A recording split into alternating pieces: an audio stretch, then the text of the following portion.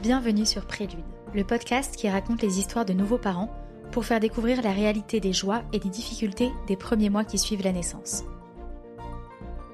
Je m'appelle Clémence et j'aurais adoré entendre plus parler de ce qui se passe après l'accouchement, mieux comprendre le quotidien des premiers mois et apprendre des tips de personnes en train de le vivre.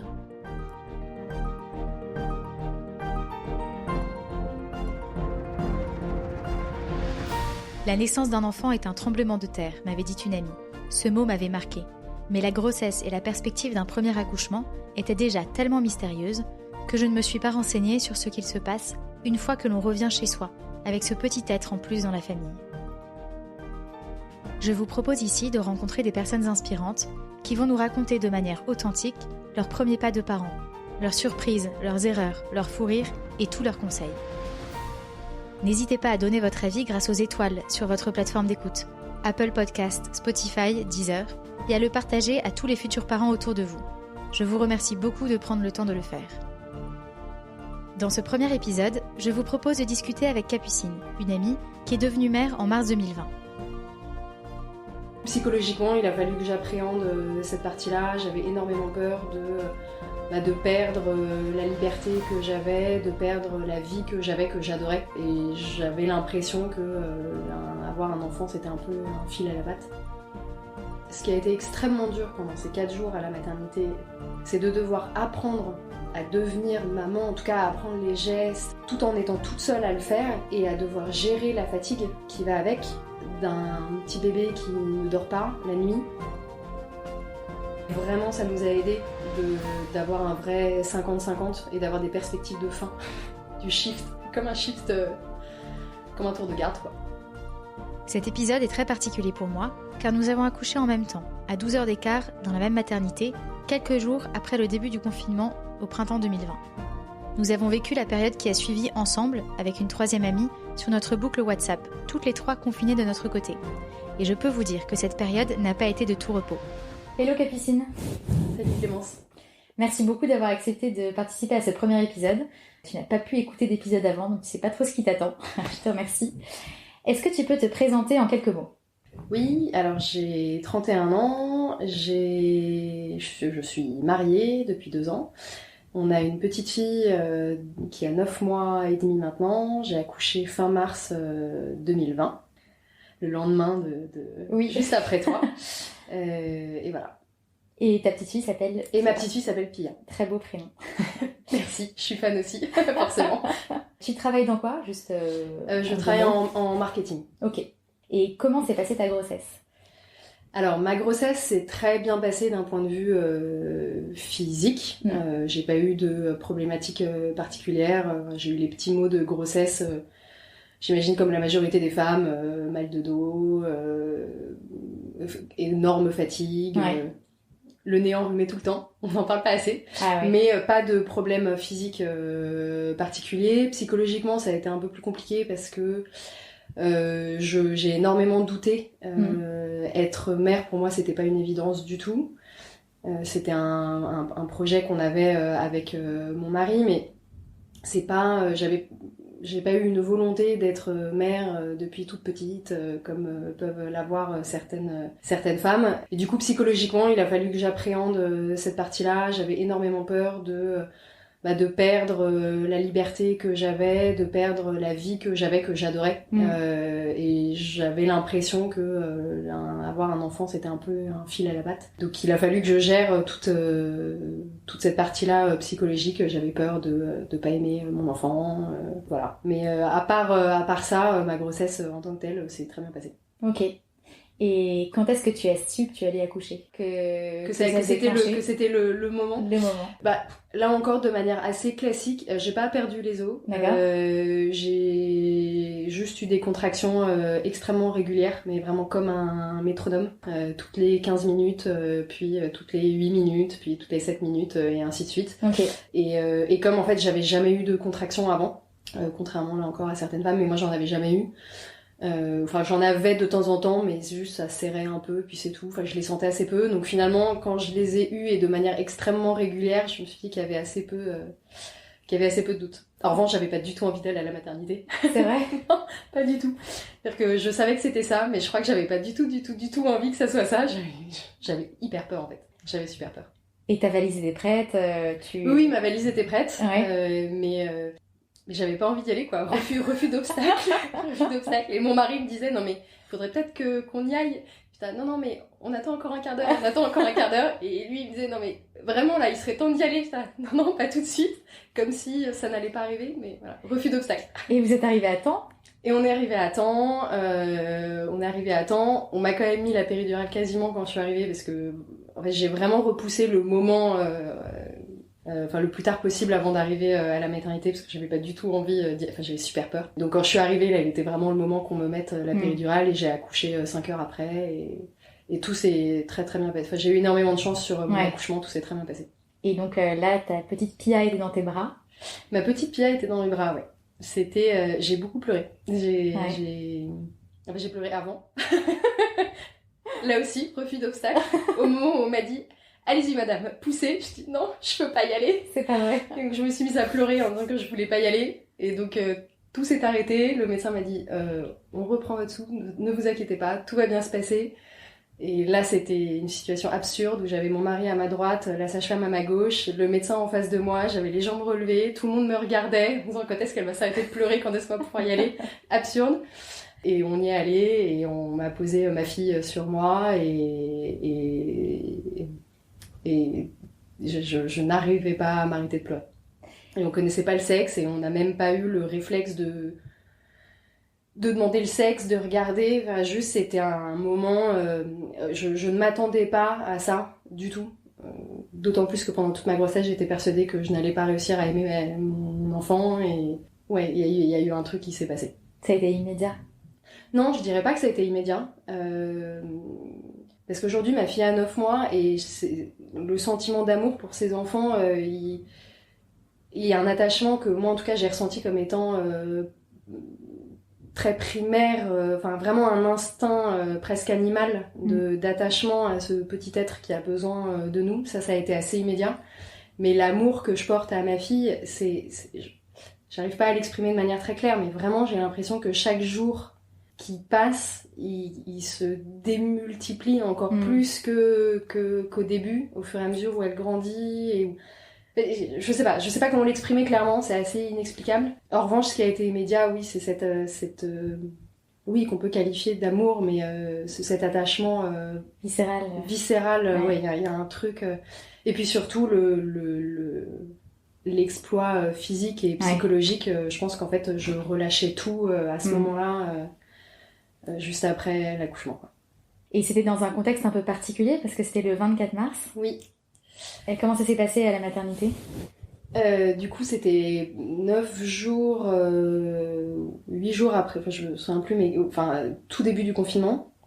Contexte hyper particulier parce qu'à partir du moment où on a été confinés, moi j'avais qu'une seule crainte, c'était que mon mari ou moi attrapions le Covid parce que du coup, en fait, à l'époque, les mesures étaient extrêmement strictes dans les maternités, les hôpitaux, et en fait, chaque jour qui passait après le confinement, il y avait des mesures de plus en plus restrictives où je voyais autour de moi que tel hôpital, telle maternité fermait les accès aux maris.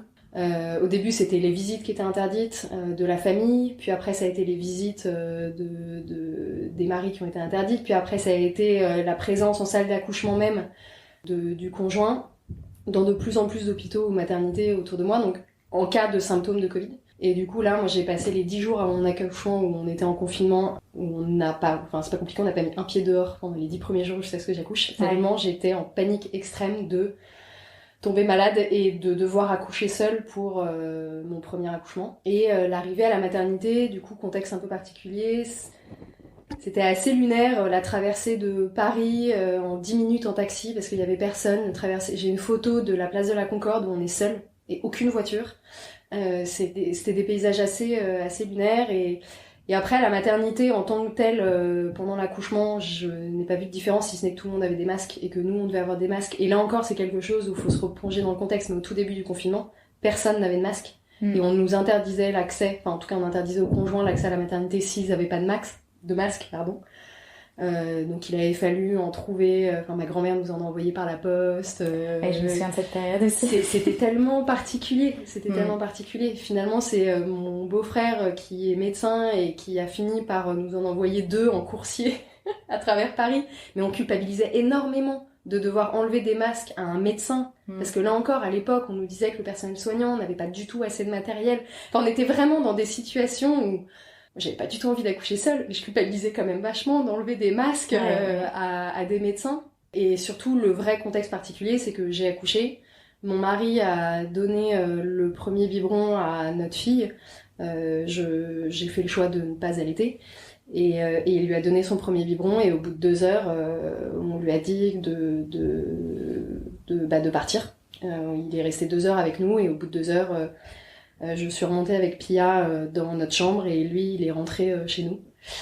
Et on s'est revus 5 jours plus tard à la sortie de la maternité. Ça a dû être une période compliquée. Enfin, je dis ça, moi je sais que c'était compliqué parce qu'on était, on était pas loin à ce moment-là. On était pas loin, on était sur le même palier, on n'a même pas pu se voir, on n'avait même pas pu ouvrir la porte de nos chambres respectives pour se faire un coucou à l'autre bout du couloir. C'est fou quand on y pense, parce que maintenant je me dis qu'on aurait pu passer la tête dans le couloir, juste se voir, ça nous aurait vachement aidé. Mais en fait, à cette période-là, on était complètement enfermés dans nos chambres. On se disait même pas que c'était une possibilité. Je me souviens, je me suis replongée dans les messages qu'on s'est envoyés à cette époque-là, parce qu'on était ensemble à la maternité. J'avais besoin d'un body, parce que, bien évidemment, je n'avais pas pris assez de body, parce qu'à l'époque, je pensais que ma mère, mon mari pourrait venir et me faire des machines entre-temps, revenir le lendemain avec des affaires propres. Ça n'a donc pas été le cas. Il me manquait un body parce que Pia avait complètement sali tous les derniers bodys qu'il y avait. Et je me souviens où tu m'avais dit « Ah, mais si tu veux, je peux te faire passer un body par l'infirmière. » Je me dis « Mais quand on y repense, on était dans le même couloir, la chambre l'une en face de l'autre, quoi. » Et on cherchait des stratagèmes pour se faire passer un body alors que c'était nécessaire. C'est dingue. Ouais. Quand on se replonge dans le contexte. Et oui, du coup, ces jours extrêmement particuliers pour ces 4 premiers jours où j'étais toute seule... nous étions toutes seules avec nos filles enfermées dans notre chambre, avec des sages-femmes qui, les pauvres, faisaient tout ce qu'elles pouvaient, mais il n'empêche qu'elles venaient 1 fois par jour pour checker d'un point de vue physique que tout allait bien, d'un point de vue médical, mais le reste du temps, on était seuls et sans visite pour un premier enfant. Nos maris n'ont pas vu leur fille pendant leurs 5 premiers jours de vie. Je me suis jamais sentie aussi seule que ce séjour à la maternité. Est-ce qu'il y a des moments, des messages que tu as envoyés à ce moment-là qui te reviennent en tête pour cette première semaine, qui peuvent nous aider à se figurer le moment particulier, la solitude dont tu parles? En fait, il y en a plein. Il y en a plein, que ça soit pour la solitude, la fatigue. En fait, ce qui a été extrêmement dur pendant ces 4 jours à la maternité, seule et sans visite et sans... c'est de devoir apprendre à devenir maman, en tout cas à apprendre les gestes, tout en étant toute seule à le faire, et à devoir gérer la fatigue qui va avec, d'un petit bébé qui ne dort pas la nuit. Pia, quand elle est née, elle pesait 2,6 kg. Les bébés qui pèsent moins de 3 kg, il faut les nourrir toutes les 2h30 ou toutes les 3h. Et nourrir un bébé toutes les 3 heures, c'est pas dormir les 2h45 qui restent. C'est un change qui dure 1/4 d'heure parce qu'elle hurlait dans tous les sens, parce que c'était aussi tout nouveau pour elle. Elle venait de passer 9 mois confinée elle aussi, mais dans un environnement hyper convivial et propice. Et là, elle sort dans le monde.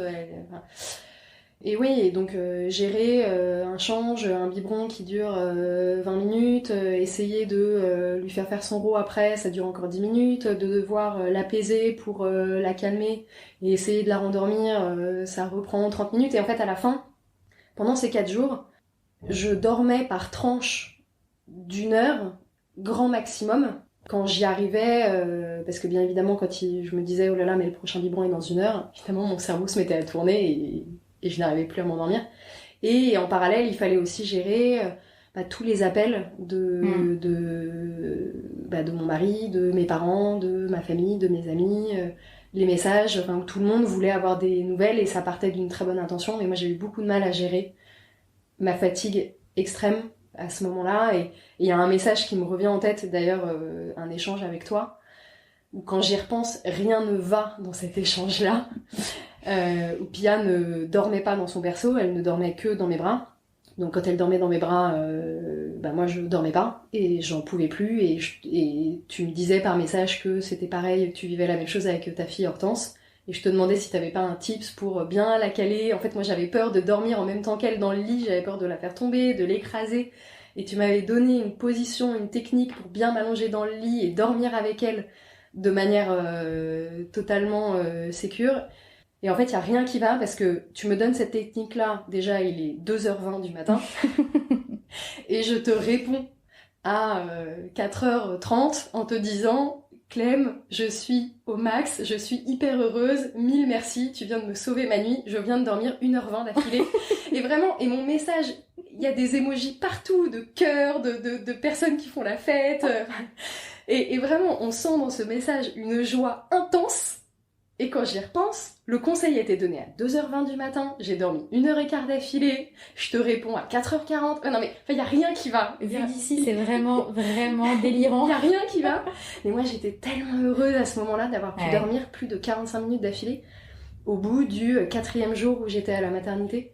Et tout le monde me disait, dans les messages que je recevais, tout le monde me disait « Profite de ce cocon avec ta fille, c'est magnifique, ce que vous êtes en train de construire à deux. » Mais moi, franchement, à l'époque, j'avais l'impression d'être dans une prison. J'avais pas du tout l'impression d'être dans un cocon, quoi. J'avais l'impression d'être à Guantanamo avec une privation de sommeil. Et là-bas, c'est de la torture, quoi. Et j'avais vraiment du mal. Ça a été très, très dur pour moi, à ce moment-là. Et en parallèle, c'était accompagné de moments de grâce immenses, des premiers sourires aux anges de Pia, des premiers moments où je réussissais à l'apaiser, les matins, ça allait, je me sentais en pleine forme. Ouais. Et en fait, l'appréhension montait au fur et à mesure que la nuit arrivait. Et je savais que j'allais passer une mauvaise nuit, mais la journée, elle dormait à peu près par tranche d'une demi-heure, 45 minutes, donc j'arrivais à récupérer. Mais voilà, c'était un séjour très particulier de solitude, d'immense fatigue et de culpabilité, en fait, de pas réussir à en profiter autant que ce que tout le monde me disait que j'étais censée être capable de faire, quoi. Pour les personnes qui vont vivre ça hors contexte Covid, ou en tout cas avec un contexte Covid un petit peu allégé, est-ce que tu as des conseils sur les visites ou sur un rythme ? Est-ce qu'il y a des choses ou même des objets qui t'ont aidé à ce moment-là ? Alors, j'ai extrêmement mal vécu le fait d'être seule, mais en solitude à 100%. Si j'ai la chance d'avoir d'autres enfants plus tard, en revanche, les visites, le fait de ne pas avoir 15 000 visites de la Terre entière, ça c'était quand même vraiment une bénédiction. Et plus tard, je pense que vraiment j'essaierai de limiter à mon mari, mes parents, les parents de mon mari, éventuellement les frères et sœurs, mais en essayant de les condenser en une fois, de faire peut-être une règle que les visites ne durent que 20 minutes, 30 minutes. En fait, j'ai sous-estimé aussi. J'ai accouché par voie basse, pas par césarienne, donc je connais pas, je sais pas quelles sont les conséquences physiques d'une césarienne, mais par voie basse, moi j'ai vraiment sous-estimé aussi les conséquences postpartum d'un accouchement par voie basse. J'ai mis 2 jours à réussir à remarcher à peu près normalement, et ça, réussir mine de rien, quand on a une visite, c'est de la pression qu'on se met en plus, d'être présentable. Et en fait, si ça tombe pile au moment où on a besoin de trouver, où on a besoin de dormir. Mon conseil, c'est de n'autoriser les visites qu'aux personnes avec lesquelles on est suffisamment à l'aise pour pouvoir leur dire « Je suis désolée, mais là, en fait, je suis vraiment fatiguée, j'ai besoin de dormir. » Et moi, personnellement, dans mon cas, je suis à l'aise de faire ça avec mes parents, avec mon mari, évidemment, éventuellement avec mes sœurs. Je serais pas à l'aise de le faire avec forcément d'autres amis ou avec des oncles et tantes ou je sais pas qui voudrait rendre visite, mais mon conseil, c'est plutôt de se dire, autoriser les visites aux personnes avec lesquelles vous êtes suffisamment à l'aise pour pouvoir dire, là, stop, il faut que je dorme et je suis désolée, je vous ai fait venir pour 10 minutes, mais c'est trop pour moi. Donc ce que je retiens pour cette première semaine, c'est surtout la solitude et la fatigue que tu as ressentie comme tu étais seule à l'hôpital sans ton mari au début du premier confinement en mars dernier. Le conseil que tu donnerais, c'est de limiter les visites aux personnes très proches avec qui on se sent vraiment à l'aise et ne pas être déstabilisé par les conseils médicaux qui peuvent être différents d'une sage-femme à l'autre, par exemple. Dans l'après-accouchement, il y a évidemment la maternité. Ensuite, vous êtes sortis, donc là, ton mari a revu Pia. Ça va être un bon moment. C'était extraordinaire. Non, mais ce moment de la sortie de la maternité, mais c'était extraordinaire de enfin pouvoir le revoir, de pouvoir sortir de là. En fait, je me suis rendu compte en sortant de la maternité, parce que la maternité dans laquelle j'ai accouché était faite comme ça, mais que je n'avais pas vu le jour depuis 5 jours, parce que de ma fenêtre, je ne voyais pas le jour.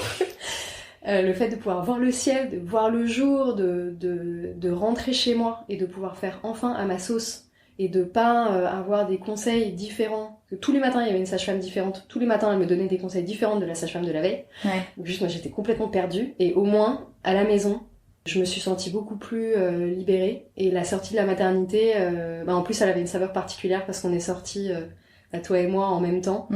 Et là encore, on était en confinement avec la distanciation physique, avec le fait qu'on n'avait vu personne en 10 jours.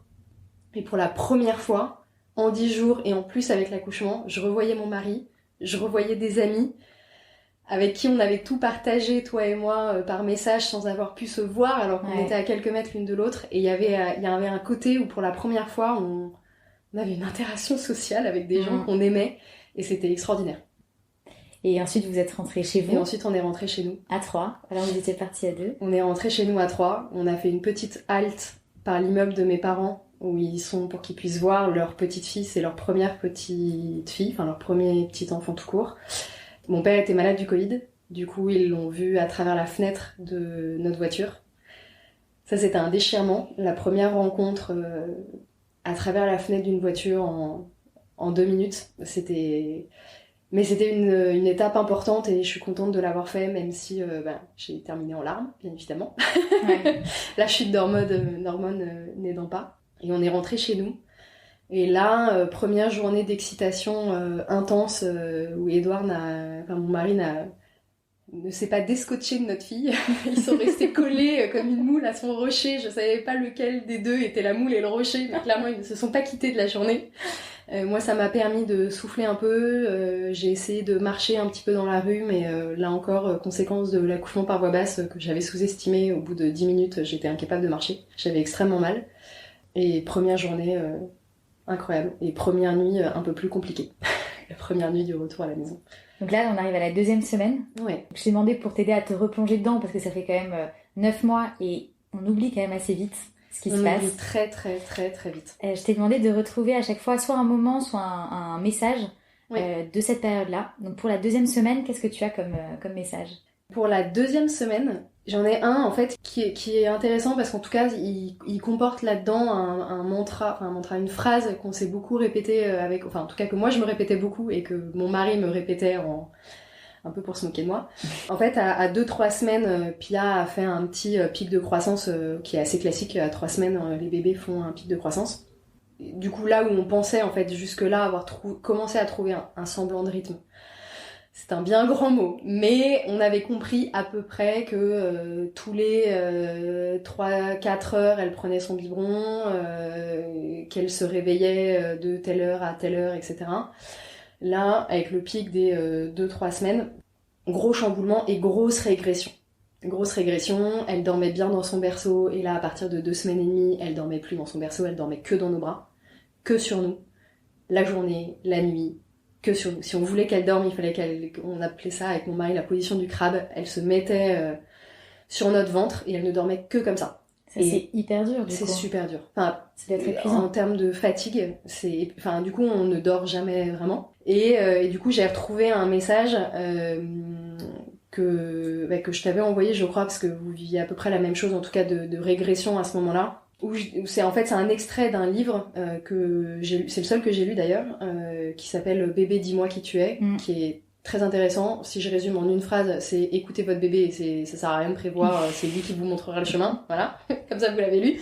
Mais blague à part, il est très intéressant, c'est le seul que j'ai lu, et dans le message, c'est une explication qui dit que jusqu'aux 2-3 semaines du bébé, il est considéré comme un fœtus dehors, comme un état de fœtus dehors, donc il a encore un peu le rythme qu'il avait à l'intérieur de notre ventre, et en fait il amorce comme une première crise d'adolescence à 2-3 semaines, pour passer du statut de fœtus dehors à nouveau-né, et en fait avec un peu les mêmes symptômes qu'une crise d'adolescence qu'on vit un peu plus tard à l'adolescence, avec typiquement les bébés peuvent avoir des petits problèmes de peau, des problèmes digestifs, un rythme de sommeil qui est complètement chamboulée, des problèmes émotionnels aussi qui arrivent et qui n'existaient pas avant. Et typiquement, Pia, les pleurs du soir ont commencé à ce moment-là, et avec des cycles nocturnes hyper irréguliers. Et dans le message et dans le livre, du coup, il indique que tout finit toujours par rentrer dans l'ordre en quelques jours ou en quelques semaines. Il n'y a rien à faire à part se laisser porter par la vague. Elle vous mènera de toute façon à bon port. Et à chaque fois, dans les moments super durs, qui étaient quand même constants, hein, tous les jours quoi, je finissais par répéter à mon mari, non mais il faut qu'on se laisse porter par la vague, on arrivera à bon port.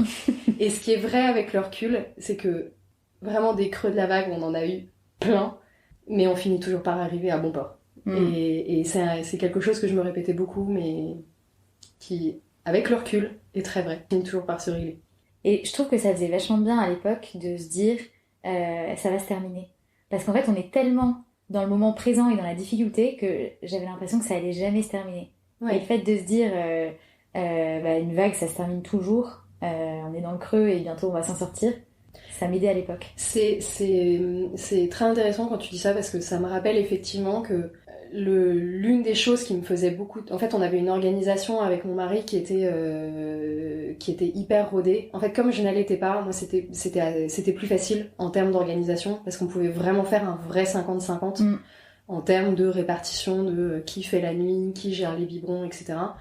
Et on était vraiment en 50-50 pour pouvoir essayer quand même de récupérer un peu de sommeil tant qu'on pouvait. Et c'est vrai que le fait d'avoir cette organisation-là, moi, ça me permettait, c'est ça qui me faisait tenir, en me disant, quand j'avais des nuits, quand c'était moi qui devais m'occuper de Pia la nuit, et que c'était vraiment une nuit horrible, parce qu'elle ne dormait pas, qu'elle hurlait, que j'arrivais pas à la calmer, le fait de me dire, à 6h, c'est Édouard qui prend le relais, le fait d'avoir cette perspective-là, ça m'a aidé à tenir énormément. Le fait d'avoir, comme tu dis, le fait de savoir que ça va se terminer, et de se mettre des petits créneaux comme ça, organisationnel avec mon mari, ça nous a vraiment aidé à gérer ces moments-là, parce que psychologiquement c'est compliqué quand on se dit que on voit jamais le bout du tunnel.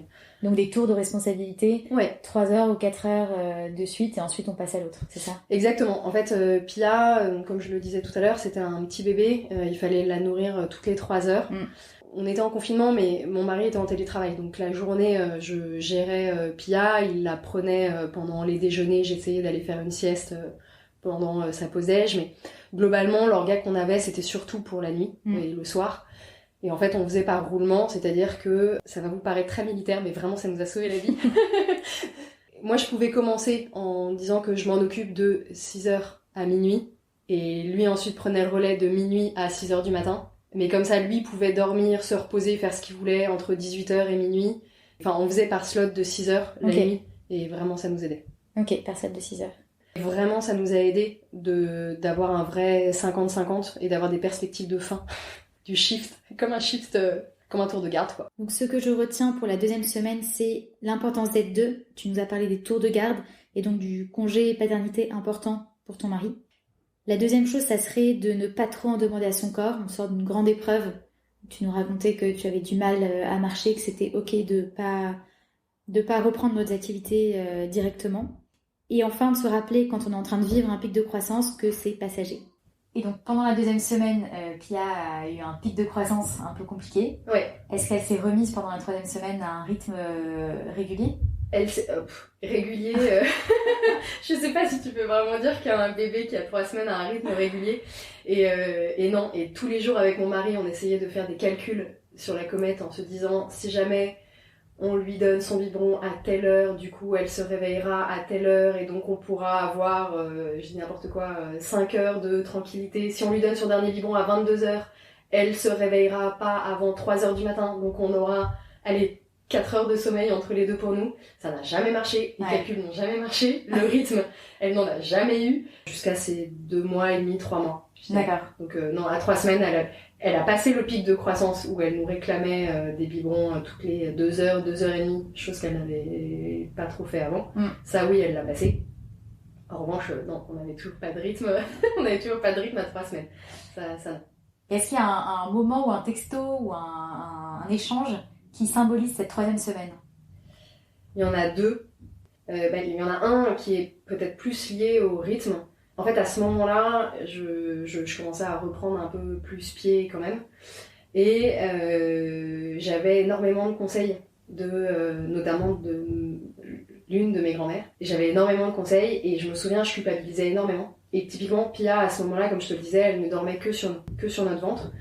Et je me souviens, quand je racontais ça à ma grand-mère, elle me disait « Oh là là là, mais fais attention, tu lui donnes de mauvaises habitudes.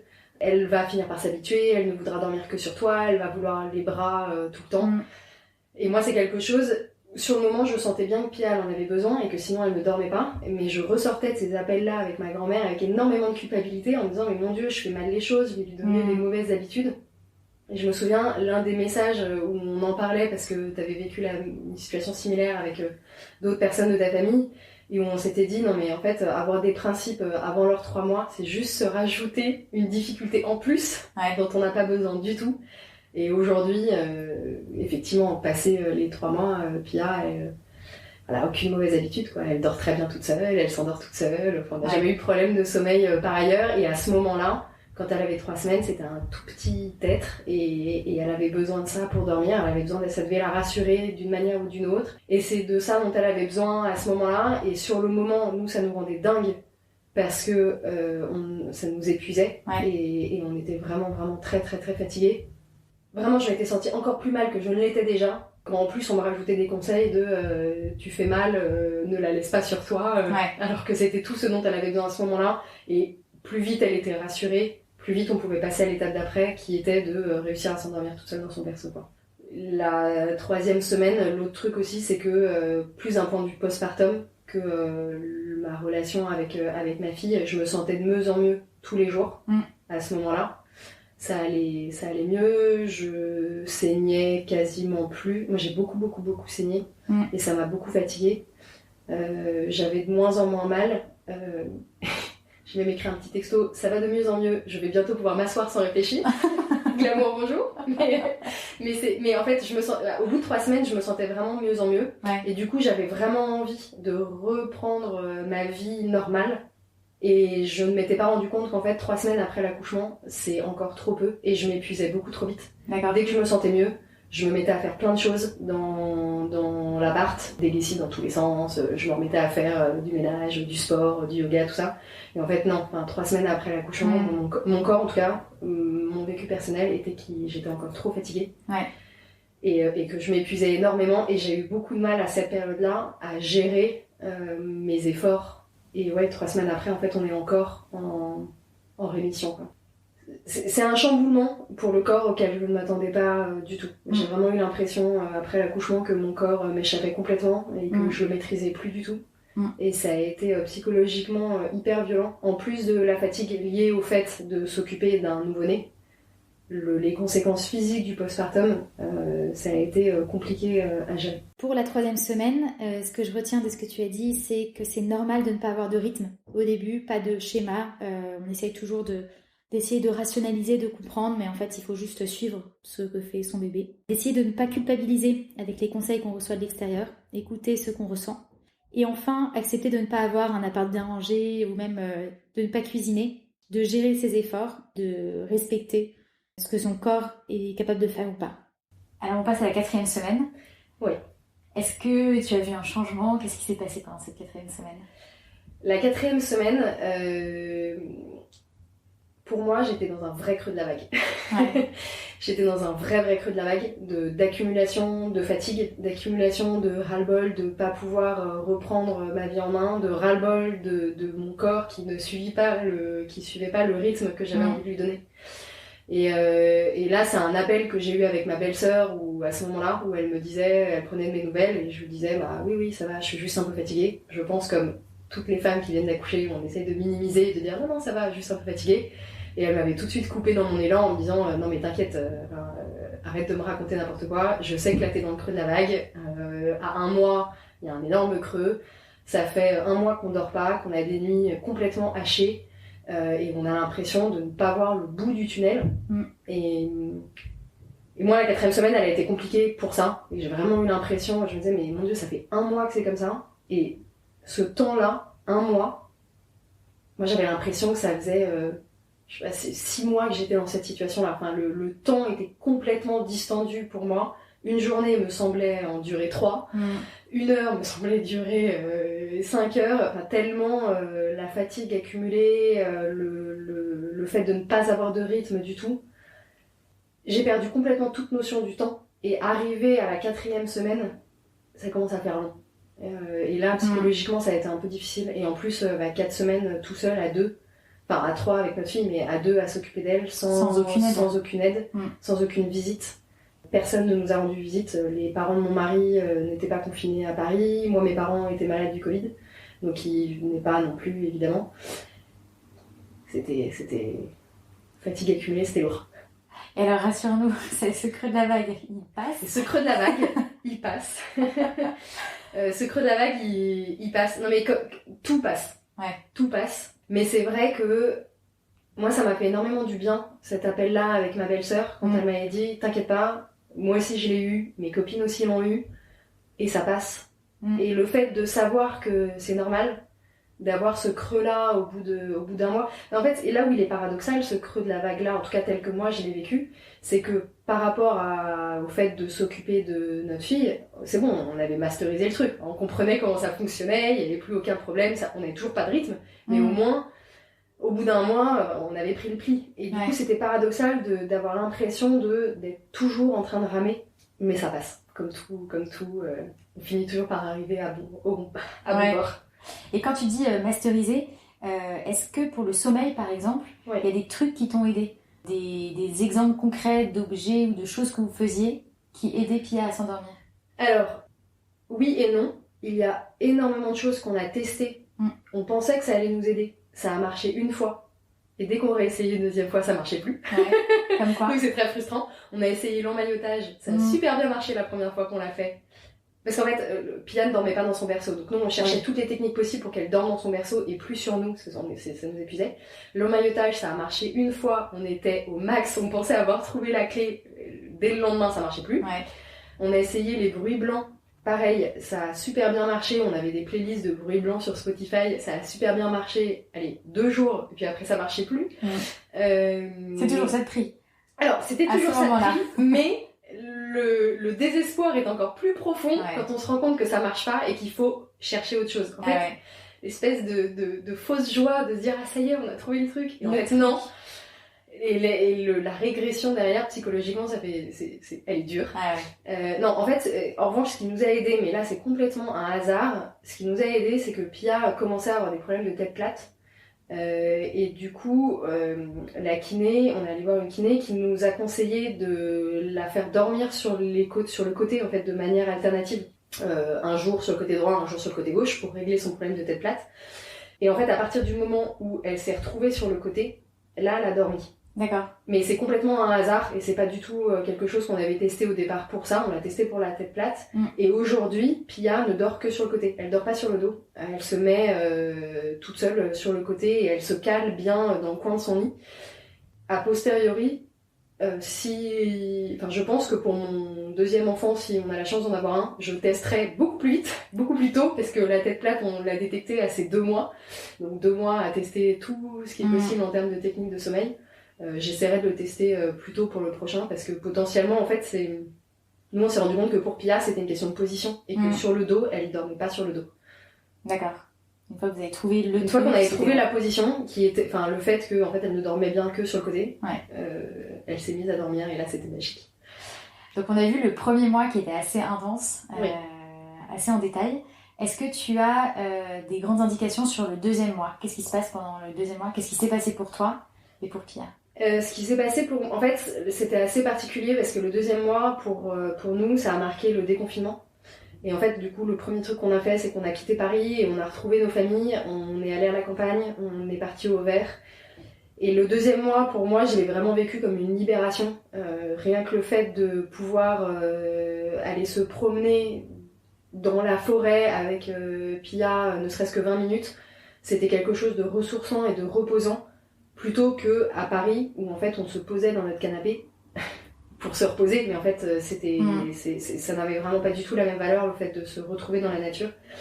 Donc pour moi le deuxième mois ça a été synonyme de grand soulagement, et Pia aussi je pense que ça lui a fait énormément de bien. Elle a grandi pendant ces 15 jours-là où on est allé à la campagne. Elle a dormi pour la première fois 8 heures d'affilée à ce moment-là. Victoire. Alors, victoire, ce qu'on croit être une victoire. Sauf que c'était entre 18h et 2h du matin. Ah oui. Mais c'était déjà ça. Ouais.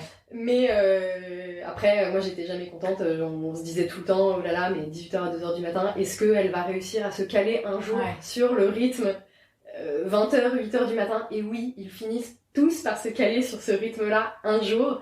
C'est vrai que c'est étonnant parce que ils y arrivent très bien eux-mêmes. Ah oui, ah mais vraiment. Ouais. Et sauf que quand on est dedans, tous les jours, avec mon mari, on faisait des calculs pour essayer de la caler, ça ne marchait jamais. Et on se disait, mais c'est pas possible, je ne vois pas comment elle va réussir à supprimer le biberon du milieu de la nuit. Et ben si, un jour, on ne sait pas trop comment ça arrive et pourquoi ça arrive, mais elle décale. Un jour elle décale et le biberon il saute.